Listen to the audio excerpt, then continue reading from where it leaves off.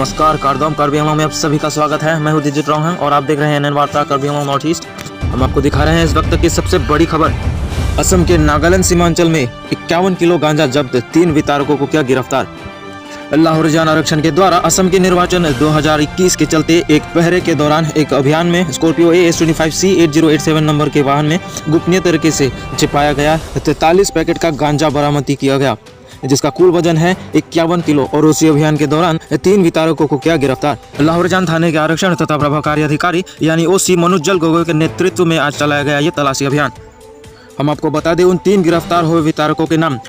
होजाई जिला के लंका थाने के अंतर्गत पूर्व धनीराम पथार के निवासी असबुद्दीन 32 साल, अब्दुल चट्टार 38 साल और मणिपुर जिला के इम्फाल वेस्ट जिला के थांगमई बन से भारत प्रसाद साहू 54 साल। देखते रहिए एनएन वार्ता कार्बी अंगलों नॉर्थ ईस्ट।